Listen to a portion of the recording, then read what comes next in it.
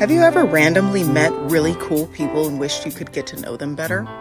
That's it. That's the show. Welcome to season 2 of I Am Not Prepared podcast. What's interesting about the TV setup is I hired a TaskRabbit to put the thing that holds the TV. Yeah. And I thought that is money well spent. So it's like a handy service, for furniture. He put together, I think the TV stand, and my bed. Yeah. I was like, I did the heavy lifting. I got my pocketbook out and I bought this stuff. I don't have the bandwidth to do it. And I think it's a fabulous service. So if you are a single person who is not handy and you have a few bucks, TaskRabbit is the thing. Or not. I feel like you don't have to be single. Like if you don't have the emotional capacity to put the thing together, like 100%. I can't imagine. I know that my marriage is solid because we have had multiple trips to IKEA and put together IKEA furniture. But sometimes it's like, I just don't want to, have little indents on my hands from an Allen wrench. Like, someone else come over and do it. That is the most princess thing I've heard today. Bravo. No! How many princess things have you heard today? Because I feel like if there's no competition, I'm just going to see myself out. You're number one. No! Oh, that's the worst news. And I will rag you about the indents in your hands. That just sounds like... Have you put together IKEA furniture with only the Allen wrench? Actually, I have. Yeah, and how does it feel to have like Morse code in your hands? Tiniest thing. Yeah, like they could not. Yeah, so I will not be sassed about my princess sass. I stand corrected because I did actually have a flashback. It's been a minute. I put a vanity together. I bought a vanity in my bathroom. Yeah. And it was terrible. Now, to be clear, the boyfriend did a lot of the heavy lifting, but like I was trying to arrange the piece, get it set up and do my part as much as possible. And you are right about that Allen wrench. You're 100% right. I mean, it's nice like that you need one tool to put together like your IKEA house, but like that's not the tool to do it with. That is like not ergonomic. It's the actual worst. Yeah. So I stand corrected. I withdraw my statement on the princess argument. I don't ever want to be a princess. You don't even want to be a Barbie princess? No. You're not a Barbie girl There's in the Barbie like world? a connotation that comes with princess that I'm just like, I don't like it. I don't want any part of it. I don't want people to be like, she's too good for that. I'm not really too good for anything, so. Are you not like other girls? I think I grew up more as a tomboy. Like I definitely had Barbies and like played with like girl, quote unquote girl toys. Because back in the day it was very like girl and boy toys, right? Like that's how it was separated. But like when I was at my dad's house, because my parents divorced when I was really little, like I was playing with tools and making birdhouses and building things and like that. So I guess I got the best of both worlds. Like, my joke with my dad for a long time was that when he remarried and he and my stepmother had kids, that they were just going to keep having kids until my dad got a boy because he really wanted a boy. So thankfully it took 2 tries, and I don't have like 74 siblings. Not thankfully, but I feel like my dad was like, this is the stuff I like to do, and so we're going to do it together. Like, I don't care what gender you are. So, I definitely feel more comfortable in like jeans than I do in like a dress. Not that means anything anymore. Like, I love that people wear whatever they want and they're comfortable in it. Like, I think that's amazing. Like, I totally love it. I completely am all for it. Like, why should dresses only be for... Also, like, men in makeup, I love that. Because frankly, like, you've had to deal with acne for too long without anything to do about it. So, like, let's all wear makeup or no one. I agree. I love that.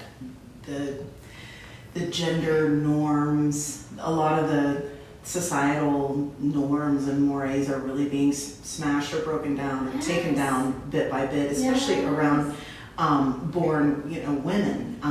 And living, at my current age, I've seen what I've seen, and there's more ahead of me to go should I have a long life, which is my hope.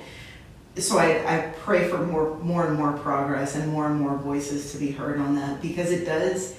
It feels for me sometimes like tomboyism or dresses versus pants or jeans, it does feel like such an isolating, like pigeonhole way to look at a specific set of people. 50% of the population, theoretically, is relegated to dress. That's not ladylike, and that's sort of the gender norms and the gender roles being kind of very much smashed. And I think when we talked before, one of the things that I got out of something that you might have said, I probably read into it, so correct me if I'm wrong, but or one of the things I wanted to explore with you, put it that way, was the secret life of women. And what I mean by that specifically is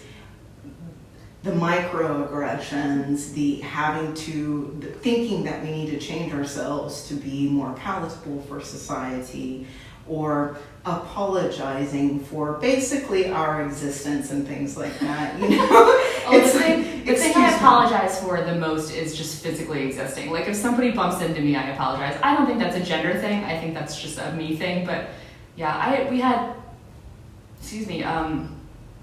a few weeks ago, a woman I know who is in her 30s was told by a man, "You should smile more."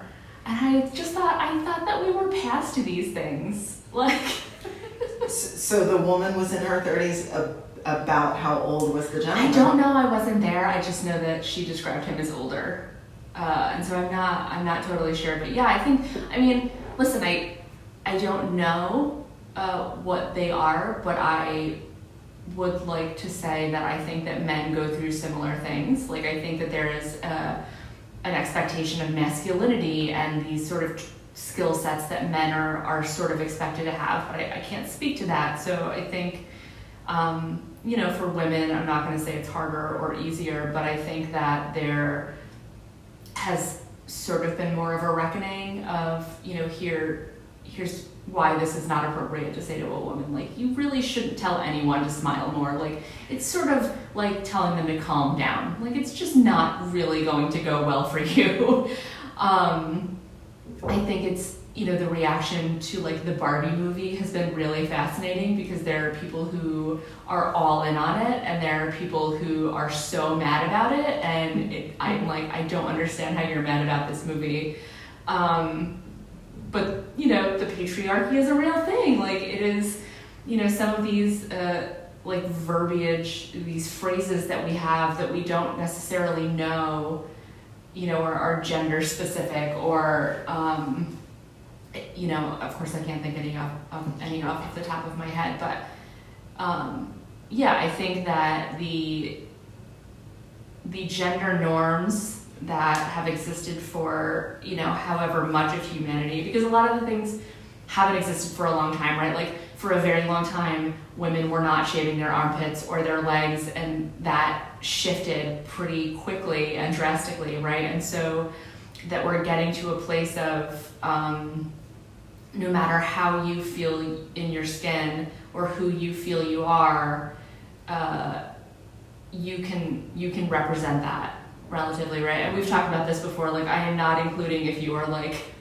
homophobic or xenophobic or racist. I am not saying please wear your anti-pride flag, whatever that looks like. That's not what I'm talking about. But we've talked a lot about this idea of community, and I can't think of a better idea of community than someone just feeling comfortable wearing whatever clothes they want to wear, doing their hair however they want to do it, painting their nails, not painting their nails, and walking around the streets of their area and feeling comfortable doing so. Right? That is a welcoming, inclusive community. And I've lived in the Albany area my whole life, and it definitely feels like we are an area, by and large, that is just very welcoming, right? Of course, there are outliers who feel like they can say whatever they want, whenever they want to say it, however they want. But, this idea that there doesn't have to be girl toys and boy toys, and it doesn't have to be pink and blue, and, men can wear dresses if they want. And I'm trying to think if I feel like women have sort of been able to get away with whatever the wearing, right? Once the 60s hit and jeans became a thing for women, it's good that men are also experiencing that now. But yeah, it's I am grateful for where I live, and that I generally do not feel like as a woman I am lesser than, and that is not like men. If you've seen the Barbie movie, this will make sense. Mm-hmm. Men sitting on the beach singing Matchbox 20 at me while maintaining eye contact for a prolonged period of time. Like, that's not where I feel like I live. As much as I love Matchbox 20 and really all of the Kens. That was a very, very long answer to that question. I'm actually not even really sure that I answered the question. You did, because one of the things that I picked up on, it was really great. I'm just loving noticing online more men, regardless of their background, are sporting nail polish. Yeah. And something like that, something as simple, depending on where you live, will be a bone of contention or a source of conversation. Mm-hmm. And judgment, we'll say judgment. And it's, sorry to interrupt, it's not an indication of your sexual preference, right? I mean, I don't know this. My feeling is that for a long time, if you as a man, or I mean certainly as a woman, right? I mean, if you had a short haircut, you were a lesbian, right? If men wore nail polish, I feel safe in assuming in some communities they're like, oh, he's obviously gay. Like, that doesn't mean that anymore. And there's also fluidity in that, right? Like, why? First of all, it's none of your business. If you are not doing something illegal in your bedroom or emotionally or physically harming someone, who cares? Like, I don't care who you're sleeping with. Like, if everyone's a consenting adult, do whatever you want. It has nothing to do with me. It has absolutely nothing to do with me. So, like, we're talking about, like, clothing, nail polish, makeup, that kind of thing. Like, good. Like, you know what? We should, if you're not doing anything illegal, you're not hurting anyone. Like, what does it matter? It doesn't matter. Which is also why I never want to live somewhere with an HOA. Ugh. Well, those, yuck. I'm taking the word yuck from Alex Waters. Yuck. Well, the thread through those two topics, or between breaking general gender norms and HOAs, freedom. When I think of the word freedom, it feels a little hijacked by a set of people who actually want to take freedom. That's my personal. There are, unfortunately, I hear dog whistles in certain language that's used today, when the same language used 5-10 years ago, I wouldn't have thought one second about it. But I insinuate, based on how people use certain words and language, the context of what their belief system is. Yeah. And so, yes, I definitely love the nail polish on men. I don't care what your sexuality is. I just think it's great. I love that we're there.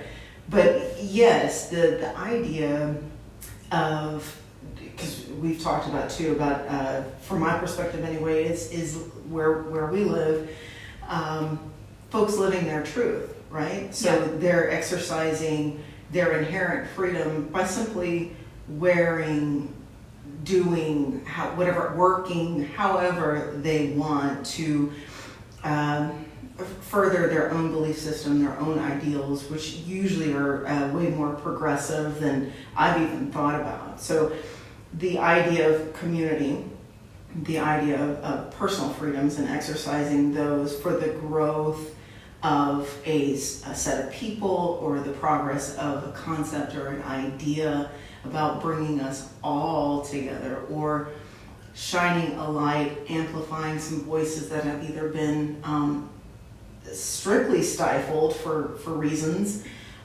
or just simply highlighting those people who, hey, we exist, and this is our point of view, and we deserve respect. Yeah. And it's all very simple in my mind.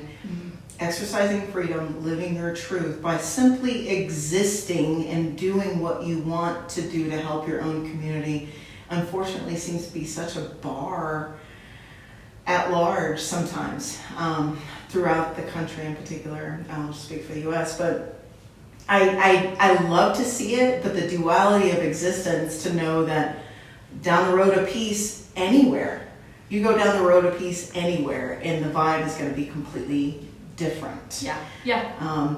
So I find that places like Albany are havens for me where I feel inherently safe, where I may not.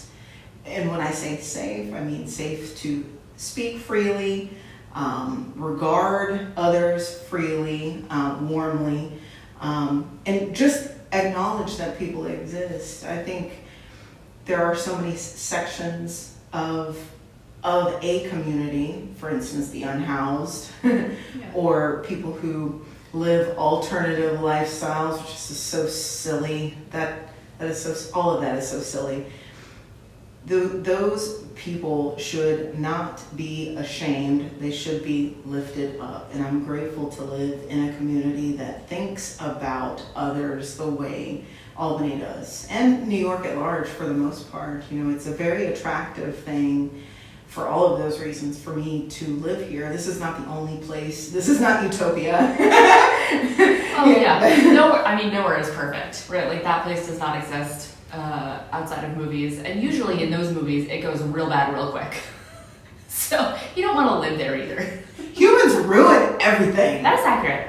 I can get behind that. I just feel like, for me, and again, there are more progressive areas than the capital region, even to the point where maybe the pendulum swings a little more militant on the progressive side, as it can on the perceivably conservative side as well. So I really enjoy living in Albany as a happy medium, but with a people first mentality.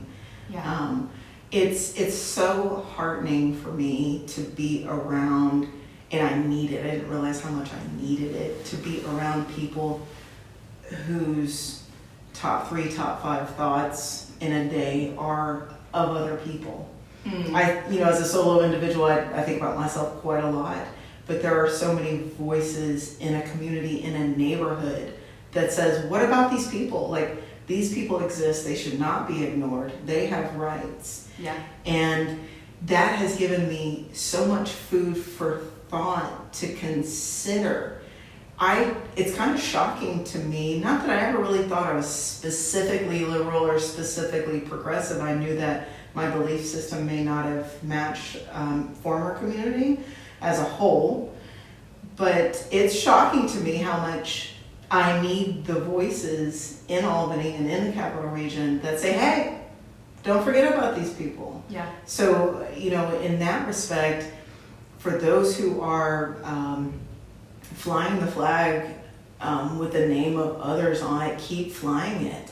Because even the people who think they are progressive or they think they're liberally minded, there's always going to be a hole in my thought process. There's always going to be room for another voice. And I love that it's available here. And so I'm glad that I could say that in a little bit. I know we've actually, I think we talk about this stuff at length sometimes, or it takes different forms, but it's important to say for me that I don't have to consider everything I say here. And it was really enlightening for me when I was speaking with Alex Waters, one of the things that struck me out of that whole conversation was the expression of thought should not be a cancelable offense. And that is a very, it's a leveling idea, it's a leveling concept, because let's welcome all comers to some hopefully intelligent discourse and conversation about things that are hard. Yeah, I think it is hard. I know you talked with Alex about sort of separating the art from the artist, but on a more local scale, I think for me, like, I had social anxiety anyway. General anxiety. Like, if there's an anxiety box I can check, like, absolutely sign me up. My brain is 4 levels deep. Like, whatever Dante's level of anxiety hell, like those levels, like, that's where I'm at. so like COVID for sure did not help with like the interacting with people, you know, and not having to do it, because I got comfortable not interacting with people, right? And so much of it was like Facebook comments and that kind of stuff. And so I think, you know, being able to have a conversation with someone is so heavily dependent on the message and the medium, right? Like if you are face to face with someone and you disagree about something, that is a very different conversation than we're going back and forth on a Facebook post, you know, because you sort of get those social media muscles. And so I think having hard conversations, or even just trying to figure out the other side, right? Which is really important. I have an aunt and uncle who live in Florida, and they listen to like NPR in the morning and then whatever the conservative radio station is in the afternoon, because they think, and I agree, like it's important to hear both sides, right? You should know, like for me, and this is I don't think true for everyone, and fine, you can't be so buried in your own beliefs that you refuse to have a conversation with someone on the other side, right? And this is not a political podcast, and I'm certainly not like wanting to go deep down the political rabbit hole, but you know, I think if you like, even if you and I are mostly meeting on a conversation point, right? But like, I'm not really sure where you're coming from. Whatever the level that we know each other is, like, unless, you know, I have a best friend, my best friend in the world who I've known for, I don't know, 700 years, like she and I could probably have a text conversation and it would be okay, maybe. But for the most part, like if you're disagreeing, like it is so much healthier for me to have the conversation in person, over the phone. Like I want to hear the tone, and I want it, like if I'm trying to understand where you're coming from, I'm not going to get there on Facebook. Like it's just not going to happen, because I will read tone into your Comic Sans whatever text for 3 days. Wingdings probably makes it worse. I don't know what triangle, stick, arrow means.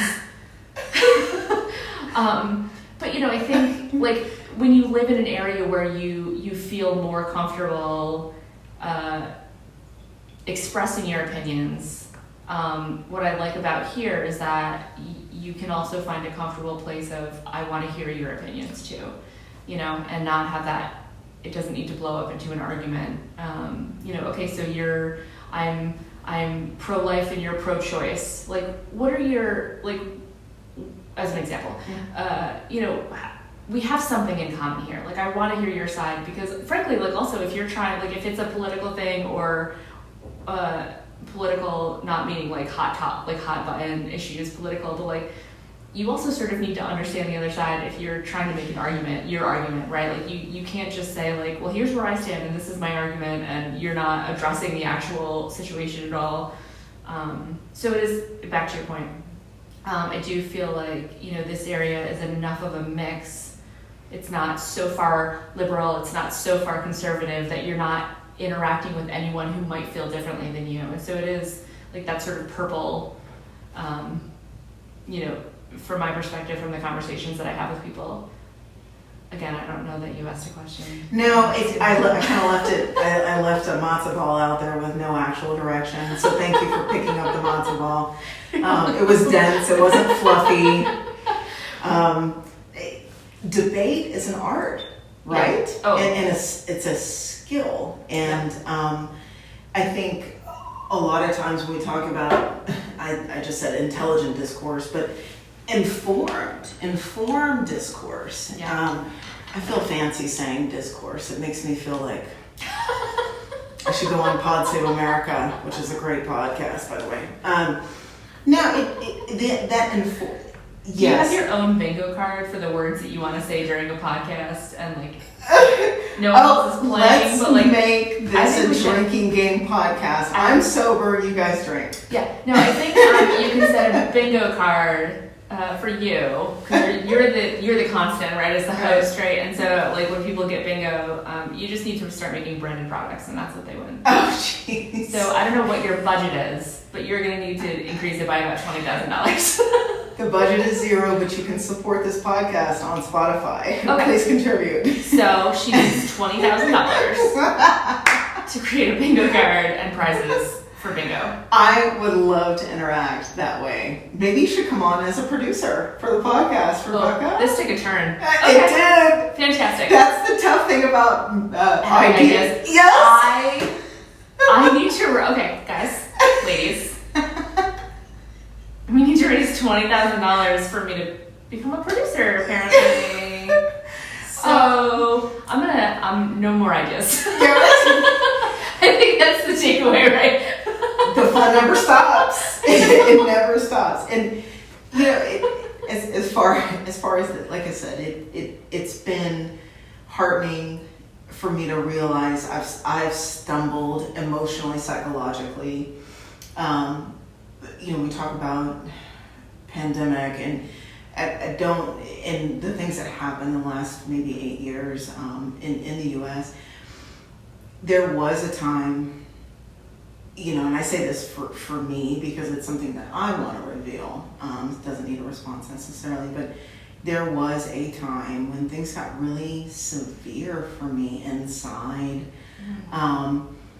You know, but between pandemic and between election cycles and things like that, and what was, you know, all the images and the media and stuff, I got to a point where I was like, no new friends. I was trying to even date then during that, and you know, I closed my mind. I shut my mind off, and I understand why I needed to do that. It was more of a protective thing because I was emotionally exhausted, and I didn't feel like I could. You ever get so emo or so caught up? I've overthought. I will put it on me. I've overthought, and I've become so emotional that I can no longer even make sense anymore. Anything that I think just comes out as mumbo jumbo, and then of course that makes me look like a crazy person, trying to express all of everything that's gone on inside me about why I think this way, why no new friends. And I sat with that for a long time, and I felt right. See, that's the thing about the human condition is I can justify any damn thing I want in my mind, you know, because the shell just starts to build my case. Every image or piece of media, you know, news story, whatever article that I read, it was like, yep, I'm right. I've made my case, and I am not a unique person. So I know that unfortunately there is only one of me, but also very fortunately there is only one of me. And I know if I felt this way, so many other people felt this way. And if we couple the pandemic as it's an isolating event that happened globally. So just being now out of that and we're in full swing with life again, I have revisited those feelings of no. Obviously, I mean, I moved to a new place. I have to make new friends. I needed to make new friends. I mean, it's helpful. Yeah. I still have yet to make a friend though. Oh, this took a turn. I'm just kidding. I'm not like. How am I supposed to respond to that without sounding like I'm your friend? I know, I've come over twice because you're a dumb shit who can't record a podcast. That's exactly what I put in my calendar for today. No, until we get the like Futurama tubes where people can be, you know, from Texas to here in like 13 seconds. Yeah, you needed to introduce yourself to new people in New York. Yeah. And I think, honestly, you know, from that perspective, like physically moving myself, and when it comes to, if anybody asks me for advice about being stuck where they're at, which doesn't happen a whole lot these days, but physical action, like committing an action, putting your shoes on and going for a walk. For me, when I am stuck upstairs, you know, that's just, it's not a bad neighborhood. I like who I am, but I also know that once I get wrapped up in self-justification, that once my case is built or my perception is skewed only in one direction, so it's very tunneled, everything is, I can't be helpful and I can't be useful anymore. Yeah. And where I'm at in my life is ultimately now I do want to be useful. I can feel justified to the depths of hell, but unless I'm actually helping someone or making myself available to help someone, I'm not going to, because I would hate for one day, because I've been trapped in my own head, someone will ring me up and really need help or whatever, and me not be helpful because all I can think about is X, Y, and Z that I've built my case around. And so there's not really a question in that. It's just me knowing that I can go places that are just not healthy. It doesn't, and the easiest thing, my sponsor and I talk about all the time, turn the TV off or change the channel. Yeah. You know, it becomes pretty clear that I've consumed too much news or too much of something that has now become detrimental. Yeah. My focus has been skewed that that's the only thing that I can think about in a 24-hour. It could be work, it could be a relationship, you know, an interpersonal relationship, work on my horizon, things I'd like to accomplish. If I can only think about that and I've therefore broken the balance in my life, I am no longer useful to be a vessel, because that's the position I've chosen myself to be in this part of my life, in these chapters. So it's dangerous only thinking one way. And as someone who has fallen down that hole, that tunnel, it kind of softens my heart on the no new friends, and those particular no new friends. I would like to. I know some of your no new friends, Emily. So you're not doing great on the no new friends thing. I know, it's like when my mind snaps shut against things, I cease to grow. So not only am I not helpful, I'm not growing. I'm not moving toward anything positive in my life, because it's a suspended state. Yeah. And so again, it's been very helpful to hear other points of view by physically moving myself to a different place, so that I can surround myself with just different points of view, different voices, like physically, literally unique individuals with their own voice. Yeah. Yeah, I think not being a psychologist, although if I could go back in time, that would be my major. I think what you're describing can be healthy, right? Like understanding the limits of what you can do. And if you're saying for you, it is a growth pattern that sort of keeps you going, great, that is great for you. I think for me, I really know when I've hit a wall and I just need to do nothing, right? Like whether it's sit down and just watch TV or lie on the couch or read, or like really just not focus on what I think I need to be getting done. I am incredibly grateful to have a boss and a husband who are very supportive of just take some time. Like it's okay. Like it doesn't need to happen. Like stop stressing yourself out. Like it's gonna be okay. But you're talking about having conversations with other people.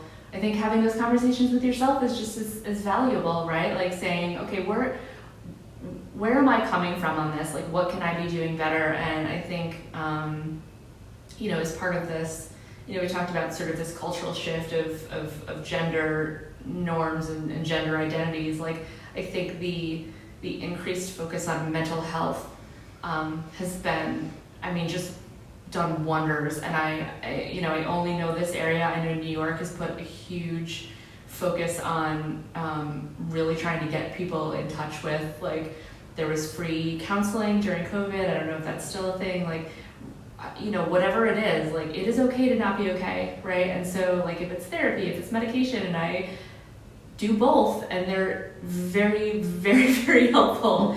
And so I think this, like, even just being able to say, like, it's okay that you're not okay. And you don't have to know the answer. Like, you don't need to know what the answer is for you, and that's fine. But, for what you're talking about, I think this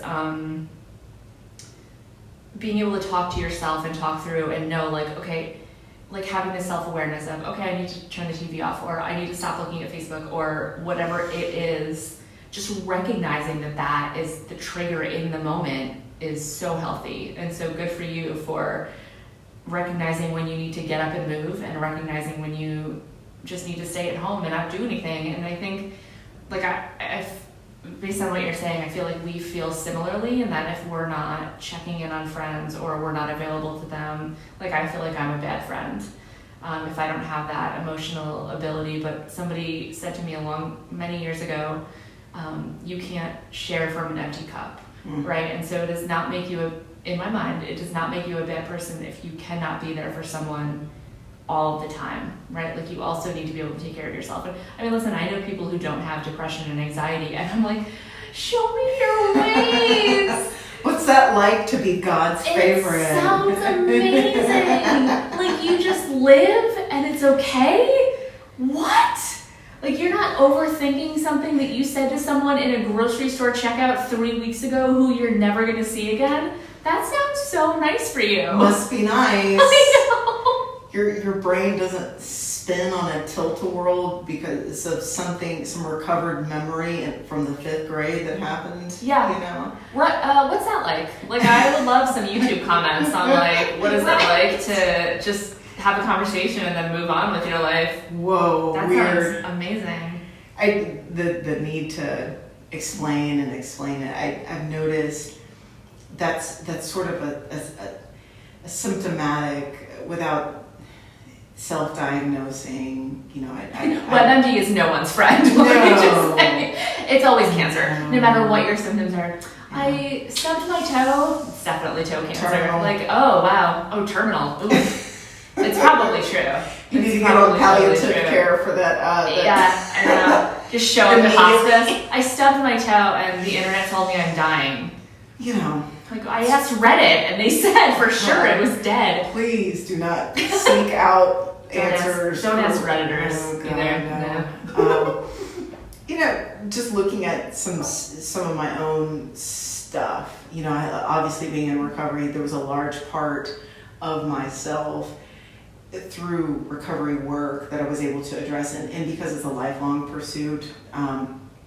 Self-awareness is key to keep me alive. So it starts with, maybe my head is not a great place to live, and it's not a great place to be in this neighborhood.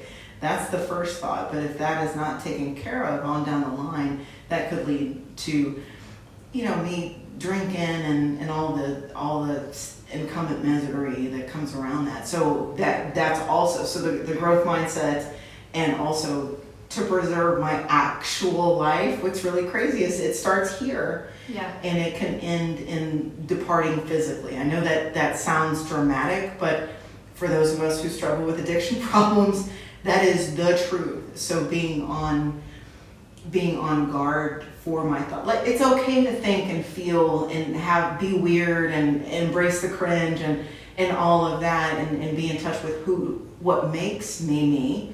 But at the same time, if there is a drain or a strain on my spirit that is keeping me from moving forward, I mean, I've straight up, being practiced in recovery, I'm still kind of proud of myself when I actually exercise the tools that have been given me. Yeah. I texted one of my best girlfriends, I guess a couple of weeks ago, because I was disappointed in somebody's behavior, right? So was it me? It was me. No. You can tell me. No, it was a boy. It was a man. Oh. So now I feel bad for making it about me. Everything is always about you, princess. Oh no! It's always gonna be about you. No. I brought that on myself, and I hate I've it been so waiting much. to zing you with that the whole conversation. Buzzing. But it was really nice to reach out to a girl. I will end your misery here soon. It was nice to reach out to a girlfriend and just use the resources, you know, and so staying in touch with yourself, like checking in, and then also realizing this is not good for me. I need to talk immediately. That was the fastest, again, I've been sober 13 years, but that was the fastest cycle I've kind of iterated through, right? I have to get mad. I know my ways, right? Yeah. The way is to get angry and to get justified and to be like, and then question why. And then Halle Berry plays you in a movie. Yeah. No, Or J-Lo. Angela Bassett. Oh, Burn nice. it down. Nice. Has she been in like a revenge movie? Because like I went to Halle Berry because I feel like Halle Berry's been in revenge movies. Has Angela Bassett been? Waiting to Excel. Is that a revenge movie? Her character exacts some really interesting revenge. I've never seen it. All right. It's Fair a enough. movie Okay. from the 90s. It's a women's perspective on relationships from the 90s. Yeah. It's great cast. Yeah. All right. I'll check it out. All right. So Angela Bassett plays you when you're angry. Good. Oh yeah. Yeah. Or like Viola Davis. I love her. She's amazing. She is like Absolutely amazing. she's one of those people. Do you do anything wrong? No, we do not. I don't want to hear any.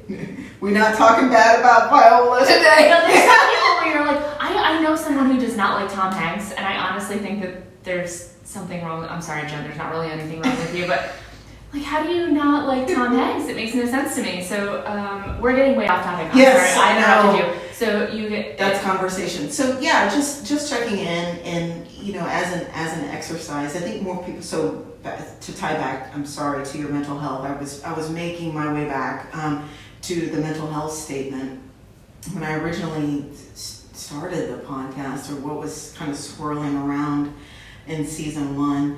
For me was that the idea of just shedding some light on some stuff that is now being talked about in pretty much just daily conversation, even maybe not with not close friends. People are more self-revealing about their mental health struggles or issues or whatever. And so what I had meant to say earlier was that I told myself, or the promise to myself when I entered recovery was, if recovery was not enough, I would seek, it's called outside help, but go to a doctor. Yeah.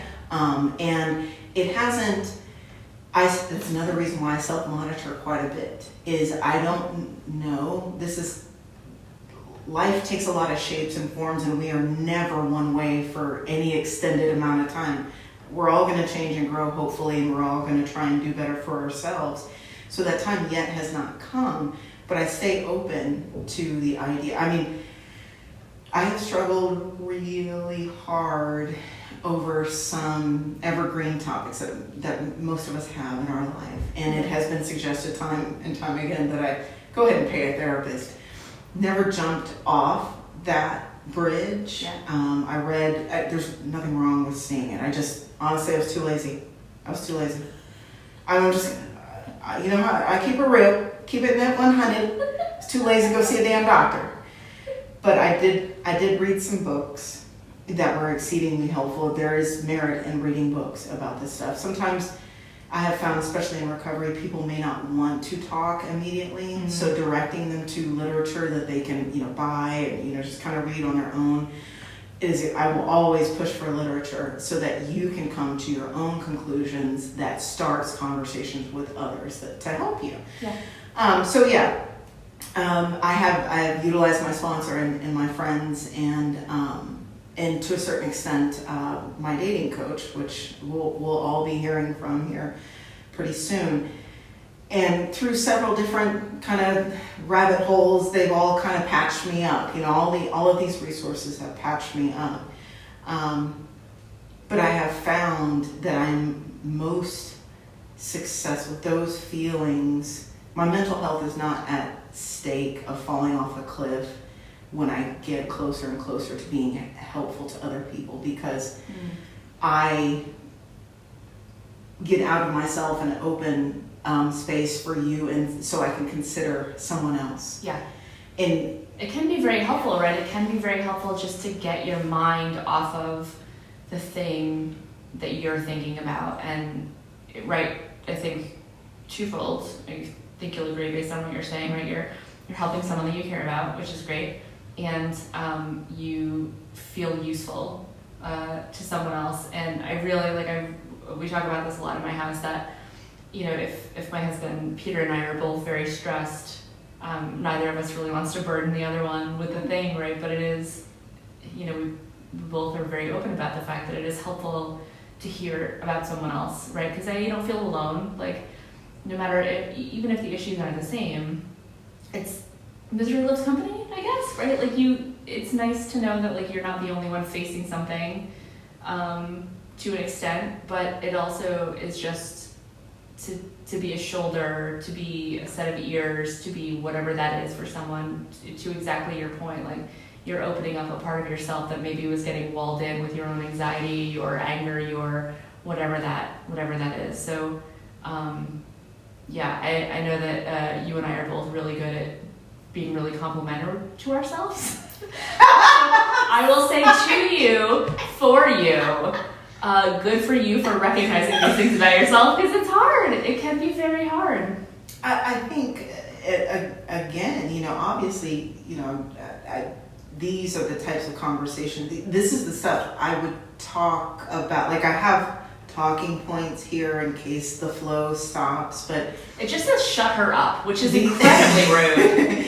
But these are the conversations that, this is kind of the lightning in the bottle that I wanted to show. Gosh, it kind of makes me emotional in the most positive way. It's because it's the cup fill. It's the cup fill.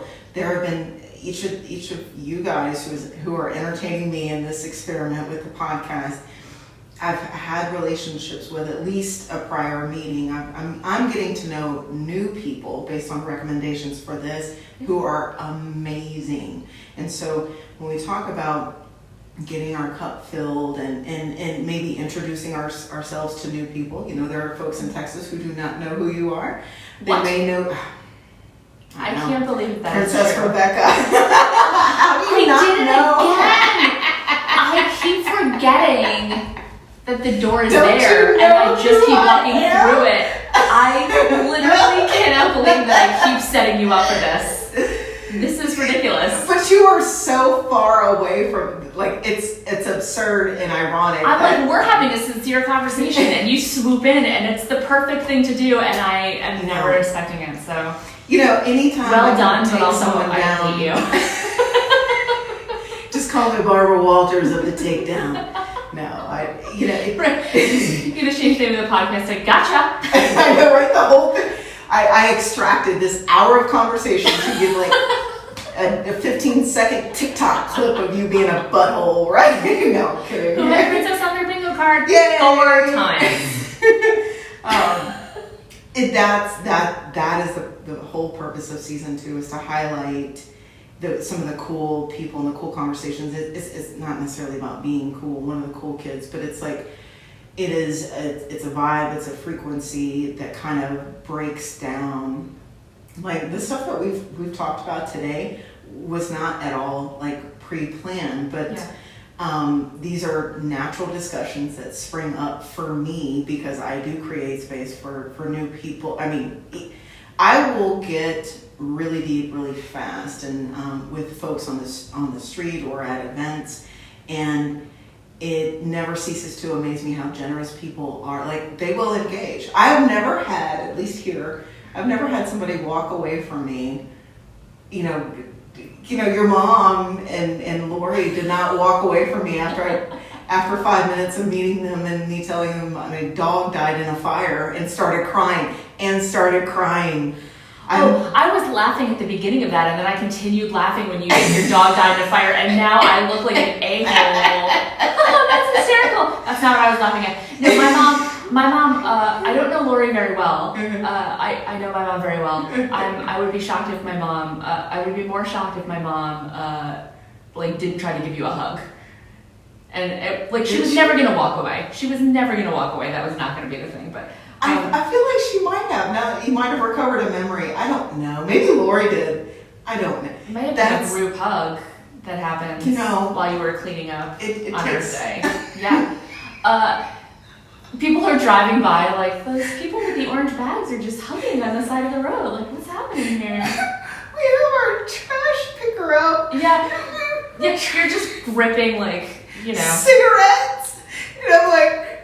I'm trying to get a cigarette and a crack, and I'm like, my dog died in a fire, and I have never had another dog since. That is such, and I stand by that. I will never have another dog like Grace, and I'll probably never own another dog. But for that support, I know I'm howling laughing because it is funny. The drama of life can be very funny, but what I find is, and it actually doesn't matter where I am in the world, I have been blessed, like all of us have been blessed with some sort of angels that are around us.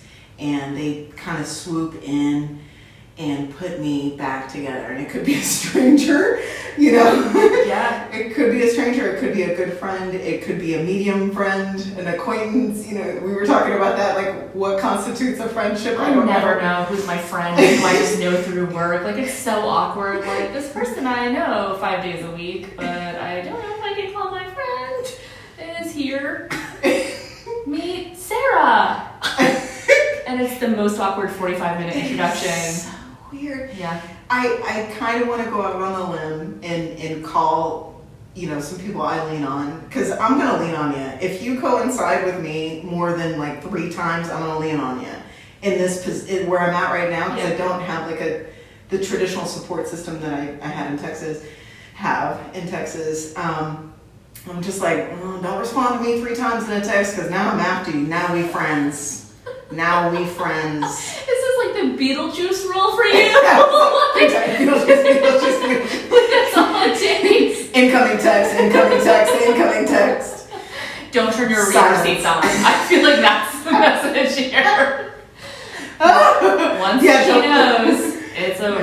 No, it's because it's going out on a limb, and that's something also. It's a behavior, or an action that I encourage people either in I use recovery as a touchstone, but like I hear a lot of and how do I make friends as an adult? So like you see conversations like that all the time. These are the people I think who don't have anxiety or depression either. Like I feel like they're just okay. I'm like I can't imagine a scenario where I'm making friends as an adult. Like No new friends. Which I think, but like not like purposefully. I'm just like, I don't know what to do here. Like I'm not gonna walk up to your like trivia team and be like, can I join? I literally have done that. Yeah, well, you like to holla at people. I do holler. Like that's true. Yeah. You're right. It's not like a holla back girl situation. No, not. I was trying to do the Texas accent, and then I thought that's gonna go badly for me because I do Irish or Minnesota, and that's it. So like there was never gonna be a Texas option, and so it just went badly. Y'all is a Texas accent, which they do say up here, by the way. It kind of intrigued me. Y'all is quite common here. I don't know. Well, it's part and parcel of what got me here, which was I'm gonna go out. I'm changing everything that I do. Everything I know, everything I think I know is about to be changed as a direct result of my decision making. Yeah. And if as I've said before in I think it was the singledom episode, but in the first season of the podcast, it was like I have to put my hand out. Because if I don't surround myself with new people, if I don't find people to at least know that I'm alive, that could be detrimental for me too. If I could talk to nobody all day long, and sometimes I prefer that, just as a part of the natural healing process from the day. But long term, it's not just about being an extrovert. It's about really fulfilling some deep purpose that I'm just scratching the surface on. And I am grateful for my slate to be cleared, spiritually and rebuilding, starting anew, and engaging and creating new relationships. So whether they're not bona fide friendships, it could be networking opportunities, community connections, whatever you want to call it. But it does take a lot. It takes effort. And, so when I hear sometimes from the younger than me crowd, I'm like, how do I do this? The late 20s, 30s, mid 20s. It sounds very trite, but walk up to a trivia table and say, I'm solo, I'm new here, do you have room? Well, yeah, most of the time people will say, yeah, come on, do it. And if it's a bad time, like, okay, so it's 2 hours of your life. But being vulnerable is difficult. For me, probably not for everyone. Again, these people who don't have weird mental issues, and kudos to you, man. Shout out to I don't want to say normal. I have mental issues? No. I want a mental issue. You want to mental issues? I feel like you should want better things for yourself in life. I want to be a part of it. No, we all have some. That's the thing. That's the commonality that I'm striving to showcase too. Is the innate the humanness of the insecurity that comes from either meeting new people or trying to find my role in the community or who I am. Yeah. Who I am in front of other people is the ultimate point of this whole deal is creating space for that to happen, for that to spring up.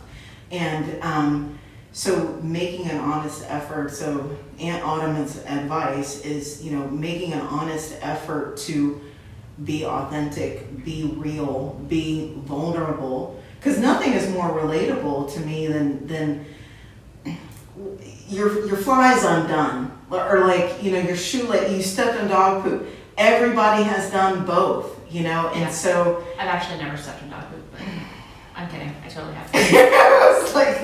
in my backyard, so it's not like I need to go that far. Right, there's those moments of, I think there's so much pressure put on, right, like you can never make a second first impression, like... I feel like a lot of pressure, like I'm not perfect, like I'm not going to come across as perfect. My boss calls it my fake professional voice, like when I'm on, I guess, I don't know, like, it's like it just feels like there's so much pressure to be like so well put together, and like, if my, I stopped wearing nail polish for a long time because it was chipped. I felt really self-conscious, like my nail polish isn't perfect. I'm like, who wants to live that life? Some people do. Some people totally want to live that life. Like they're very put together and all their hair is in place, and like that's how they feel confident and secure and good for them. I want to live in a place of like, you know what, I showed up and my fly was undone and I didn't notice, and fine. Like I'm still here and physically present and I'm still myself. Like it happens. Honestly, of course, I might be skewed or biased from my own perception of my own life, but it just feels like it feels more honest. Yeah. It feels more honest to have a stain on your shirt. You did not realize it, or I had lipstick. I used one of those non-transfer, like a new cosmetic at an event, right? It was supposed to be a non-transfer lipstick. Yeah. Bright, it was a red, so it was a pretty daring shade on me. I went, and Alex of all people, I went and talked to him at this event. I go into the restroom, lipstick all over my teeth. And what did I do? I immediately blamed Alex. Why didn't you tell me I had lipstick on my teeth? Right. I thought we were friends. Yeah. But maybe we were just acquaintances. Not friends at all. Yeah. No, it's because it's also like very awkward. Like, do you say something?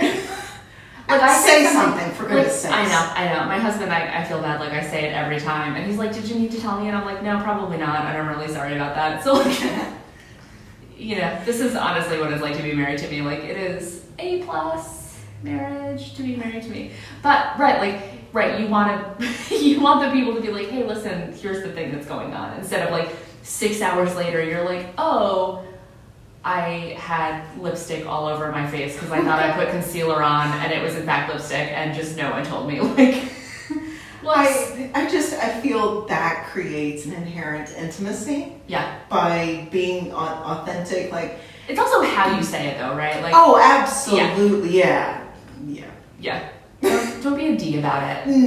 No. If I saw a beautiful woman, or it doesn't matter beautiful, but if I was at an event and we're all trying our best to look good, and I would absolutely tell a stranger where appropriate.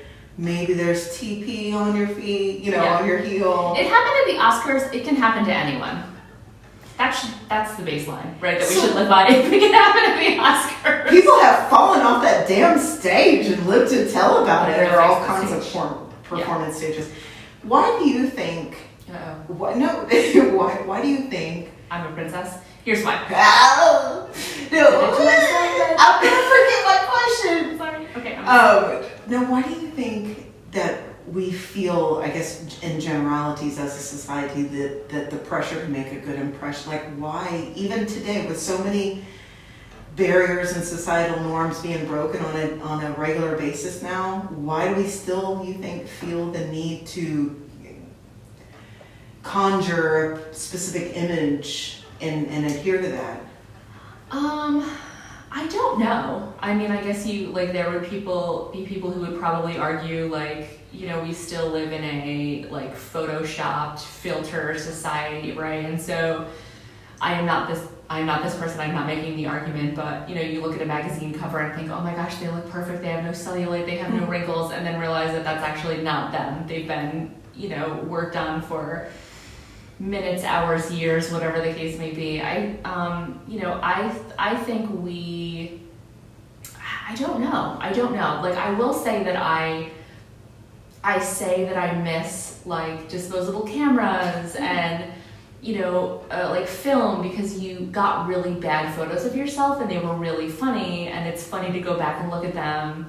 But I'm also the person who will delete what I think is a bad photo of myself on my phone, right? And so, like, I'm a hypocrite for sure in that way. I'm like, oh, I miss, like, the blurry photos, but you will not find a blurry photo of me on my phone.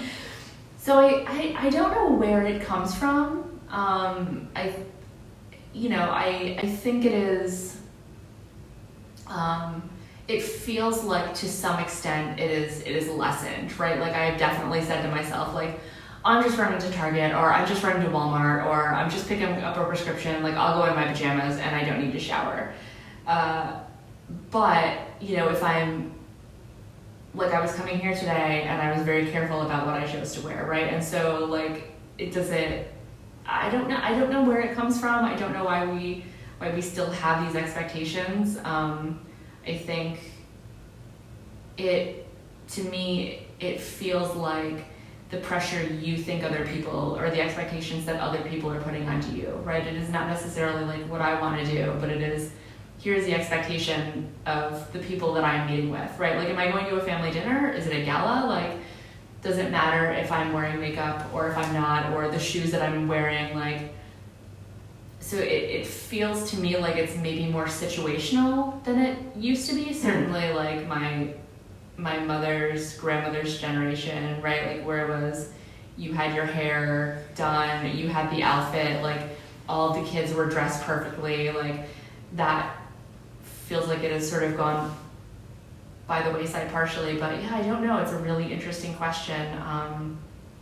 I don't know where it comes from. I don't know why it still exists. I think there is some, I'm going to wrap up this answer in the next 20 minutes. I think there is some, I think I don't know where it comes from. I don't know where it comes from. But, like, I also, like, if I'm walking down the street and I see someone in, like, they're in pajamas and sneakers, or, you know, sweatpants, and, like, I'm not like, oh, you're unemployed, or, oh, you are depressed, or, like, I'm just like, you're comfortable, like, I don't care. But I'm also not, if somebody is obviously very well put together and fashionable, and, like, you can tell that they were very purposeful in what they're wearing today, like, I don't give that person necessarily any more thought, unless I find something really interesting about what they're wearing, like, oh, I love that jacket, or whatever that is. Like, I am not thinking a lot about what you're wearing when you're walking down the street. That may help some people, that may hurt some people, but, like, we are thinking more about what people are thinking about us than they actually are, right? Like, we've talked about this before, like, the conversation that I'm reliving that I had 6 months ago with someone in my head, I guarantee that person doesn't even remember that we had the conversation,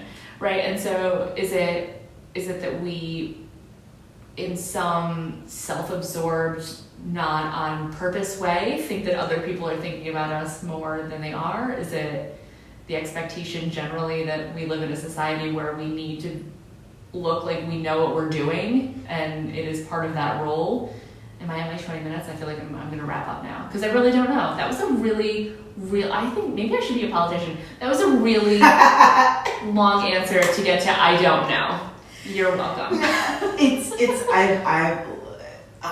I do not disagree with anything you said. I think it's an amalgam, really, of that heightened, from my perspective, the heightened availability of consumable image is, you know, and specifically social media, because but it used to be TV, like impressions of what the nuclear household, you know, the Cosbys, the Cleavers, all of these things, kind of inadvertently set a bar for something that does not exist, and that is, it's kind of twisted that some of the images or stuff that I've consumed in my lifetime about what the perfect family or the perfect life looks like and all the different elements. Yeah.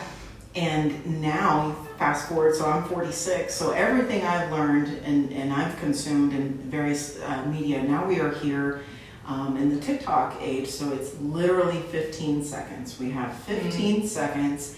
When I'm cutting promos for the podcast, I'm like, it's got to be 15 seconds, because somebody's going to scroll away. And so it's stuff that I think of too. And so I actually like this medium because I too am a windbag. And so let's return to long form YouTube videos, people, and really like deep dive. And see, that's where, now I'm 46, I'm not 16. So generationally, how we consume and who our target audiences are and all that stuff. So I think a well-developed perception takes time. And yes, I think I do project my own insecurities. I think they're thinking bad about me. There are spiritual indicators that tell you it's time to move on. And if you feel stymied or stifled by those around you or uncomfortable by even the smallest thing, you're so much prettier when you smile. Is something that... Thank you. Oh. You know what I mean? No, totally. Yeah. It's that... these are harmless, the shoe conversation starters, the microaggressions about, women smiling, that kind of thing. It's like, just choose other people. It's simply turn the page. For me, my life lesson is just to simply turn the page on that and go ahead and move on.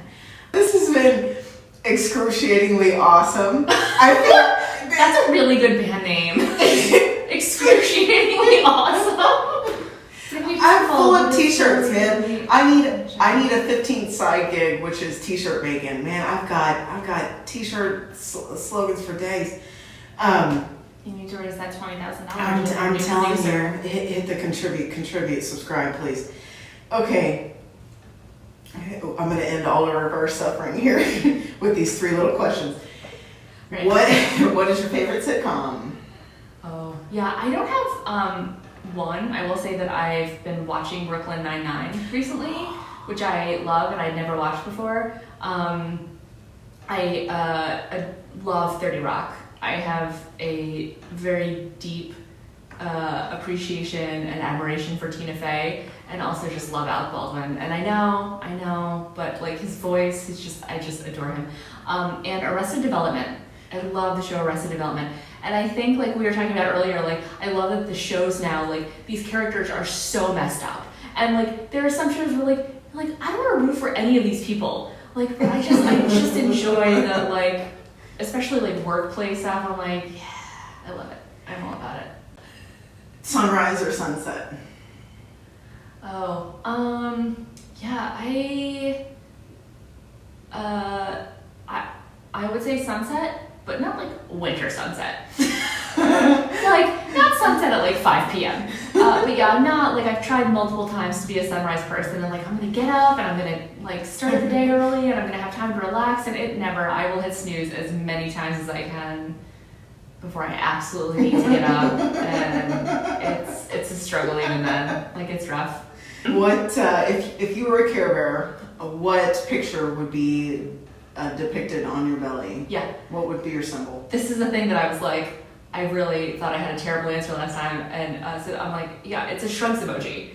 100% is a shrugs emoji on my stomach. Why? That's really like, I don't know. Like, if I could answer, like, how long did it take me to get to I don't know in one of the questions that you probably didn't even ask me? Like, literally my whole life I'm like, I don't know, man. Like, like did I even ask any questions today? I feel like you we're might just not talking. have. I'm not sure you've talked at all. I think I've just been like, yeah, magazines and princess and Tina Fey. We're good. Shout out to Tina Fey. I'm gonna add Tina Fey for this for you. Glorious. Yeah, no, so definitely shrugs emoji. I like that because I can see that. Like it's one of those things I would immediately start laughing at about. You know what I mean? I would buy that Care Bear. If there was a Care Bear that was like, I'm just trying to make it through the day, man. Like that's me. Like I'm just literally just trying to make it through the day. Like last night I had donuts for dinner. Like I'm just trying to get to the end, man. That's it. I think that's totally fair. You know, Alex is like, I'm just trying to do this thing one day at a time. I'm asking him about his purpose in life, and he's like, I'm just trying to live, man. Sometimes, like, we've talked about this, right? Like, the purpose of life is, like, really grand scheme. Like, the purpose of my life, like, that's a reasonable ask. But even then, I'm like, I would like to get to the point of I have enough emotional energy to figure out what the purpose of my life is, and not just like the purpose of my day is my couch. So I'm just gonna work to get to there and play with my dog, and that's it. I think living minute by minute, hour by hour, and enjoying her life. That was such a great takeaway. From what he said, and learning to live, truly be in the moment. I have a tendency to make plans, and I will get caught up in plans, and then I'll should on myself, which is I should be doing these things. Like I have 17 action items for myself for this weekend, and I was supposed to enjoy, that's an embellishment, but I do have quite a lot on my slate for the weekend. I'm like, didn't I just tell my friends / acquaintances that I was going to enjoy fall? Like, I'm looking at pictures of the Adirondacks and the leaves are changing and I'm not there, and I'm thinking of these 17 action items. When really I just need to be like... Shrugs emoji. 100%. Shrugs emoji. Just shrugs emoji. That's it. You know, this is, once again, it's been largely delightful. Partially excruciating. Oh, I'm going to think about largely delightful for months. That delightful needs to go on a diet. What did I say wrong? That it couldn't, like it was 2% not great. And I don't know what 2% that was, so I'm going to listen to this on half speed. And we'll see if we can figure it out together. We're windbags. Do not listen to it on 4 times speed so you can actually make it through this conversation. I had to take a day off to psychoanalyze a conversation that I had with someone, so that was my PTO day. All right, Autumn, I think I found the moment. This is it. Never mind. Because it's going to be a whole other half an hour. Yeah. It's been real. It's been fun. It's been really, really fun, truly. Thank you for coming back. What I'm hearing is it's been largely fun. And so you're welcome. Do you want it to be skinny fun?